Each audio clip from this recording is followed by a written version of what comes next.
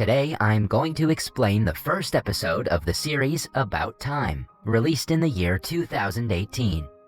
Choi Mika is a young and aspiring musical actress whose only aim in life is to star in a musical drama. In the opening scene, she is traveling in a bus, humming to a song. On the same highway, an older couple is driving to meet their kids. They are visibly excited as they playfully argue with each other. It is also the husband's birthday, which makes the occasion even more special. When he is distracted, they almost crash into a vehicle coming from the opposite direction. The commotion causes a series of cars to collide with each other. One of them flips and crashes another car. All other vehicles, including the bus, stop in their tracks to avoid getting into the crash zone. A while later, the police and paramedics arrive and start rescuing people. Mika and the passengers get off the bus to witness the aftermath. As Mika walks through the accident zone, she sees a timer in people's faces. She has the unique ability to see the lifespans of people around her. Most would think that the power is a blessing, but it is almost useless because she cannot stop the deaths no matter what. She comes across the couple from earlier who are thankfully not hurt. The wife has a minor injury in her hand that the husband is worried about. Mika gives her a band-aid and notices that the husband has only a minute left to live. As they talk, he gets a heart attack and falls to the ground. The wife tries calling the paramedic, but Mika stops her. Knowing that he cannot be saved, she asks the woman to be with her husband in the last seconds of his life. The woman cries, and the man says that he loves her and dies in her arms. After the death, Mika looks at her own wrist and sees that she has 167 days left to live.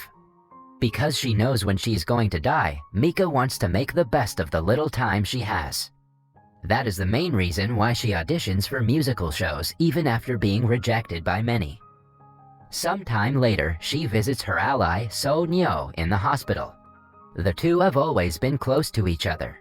Mika gives her vitamins, medicines, and a lipstick that So Nyo is the most excited about.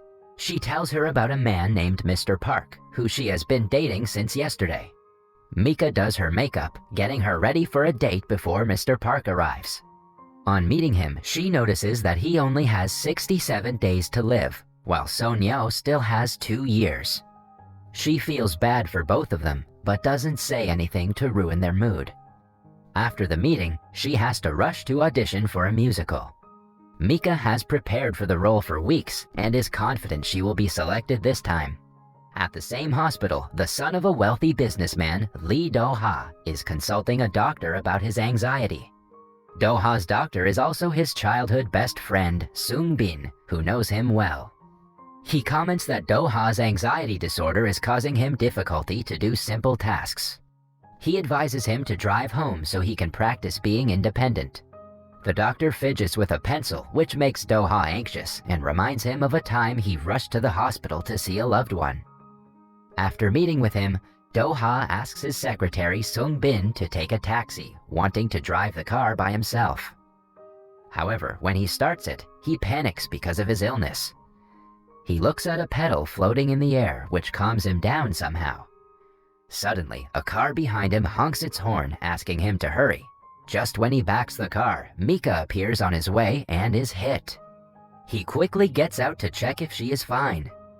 Instead of apologizing, he blames her for being careless. Mika doesn't back down and calls him out for driving carelessly. They get into an argument, but Mika has to get to the audition quickly, so tries to walk away. However, Do-ha is too paranoid to let her go without getting her checked. She thinks that if she doesn't get well later, she will file a case against him and make him pay more money. Mika assures him that she won't do anything like that, but Do-ha insists. He even gets a wheelchair from a staff member and forcefully makes her sit on it. The doctor bandages her ankle for a minor fracture and lets them go. Mika rushes outside only to see that it has started to rain. She asks Do-ha for a ride to the theater, but he refuses. Still, she gets inside the car and orders him to drive, refusing to leave even when threatened. At last, Do-ha accepts defeat and lets her drive to her destination while he sits on the passenger side. Since Mika has no fear of dying, she drives carelessly, which doesn't help Do-ha's anxiety. She reaches the theater and leaves after thanking him. However, while picking up her file, she accidentally brings the car key with her. Inside, it's almost her turn to audition. She realizes that she brought the key but decides to hand it back after the audition. She looks at her timer, which now only has 104 days left. When Do-ha realizes she has taken the keys, he follows behind her and ends up in the auditorium. Many great singers and dancers perform their best, but the guest judge, Jae-yu, rejects them all. He is very particular about what he wants from the actors and doesn't compromise even a little bit.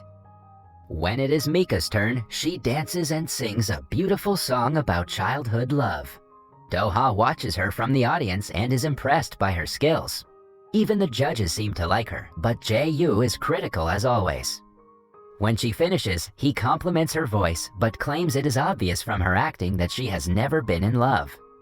Since the musical is about a girl's first love, he rejects her. Mika, however, doesn't give up that easily. She asks him to give her a last chance to prove herself. Impressed by her courage, Jae-yu agrees and gives her a second task. She has to try to seduce the audience, thinking that they are her partner in 30 seconds. Mika panics and scans the audience. When her eyes land on Do-ha, she rushes to him and kisses him. Still, Jae-yu compliments her bravery, but says that she lacks passion for love. In the meantime, Do-ha is left stunned because of the kiss. As Mika is leaving the premises, he accuses her of stealing his key and assaulting him. Mika is too heartbroken to argue, so she simply hands him the key, apologizes, and leaves. Do-ha sees her cry and feels bad for yelling at her. At night, Mika meets her best friend, Seung-hee, who is the only person who knows about her gift other than Mika herself. She mentions the timer and claims that Mika could stay home on the day of her death and be very careful. A flashback shows us the time Mika tried to save a little girl by stopping a truck from hitting her, but she died by choking on a candy. Similarly, she has tried to prevent people from dying several times, but every single time, death has proven to be inevitable. The best friends sing together, trying to enjoy the moments until they last. Somewhere else, Do-ha has organized a romantic date with his girlfriend. But even while waiting for her, he cannot get the thought of Mika out of his head. His girlfriend, Beth, is the daughter of a wealthy businessman. Their relationship was arranged by their parents because of their complementary status. As they talk, Do-ha brings up the topic of marriage and proposes to her. It is not the first time he has asked her the question. Beth accepts the ring every time but says that he is still missing something. She is in love with him, but he has never shown her affection as a boyfriend should. Hence, she is keeping herself from marrying him until he also falls for her. Following the date, they have dinner with Do-ha's family that consists of his arrogant father, Seon-moon, his brother, Do-bin, and his innocent sister-in-law, Hye-young. Do-ha is also the president of the cultural foundation MK Entertainment. His father doesn't approve of Do-ha working in his company and wants him to join their family business. However, Do-ha is persistent to achieve his dreams. He is even going to China the next day to meet a potential investor. After dinner, his brother informs him that his potential investor, Zhang, is crazy about extreme sports, so he might have to participate in them if he wants to get on Zhang's good side. Do-ha, who gets anxious trying to drive a car, doesn't like the idea, but he doesn't want to ask his father for help. The next morning, Mika also gets an offer for a scuba guide gig in China. She has breakfast with her mother and younger brother before leaving. Do-ha, with his friend and secretary, lands in China right before Mika. They go their separate ways, but end up staying at the same villa. Do-ha is hurt because Zhang didn't come to welcome him in the hotel. He senses that the man is not really interested in investing in a musical he is about to organize. However, he is hopeful that he can change his mind.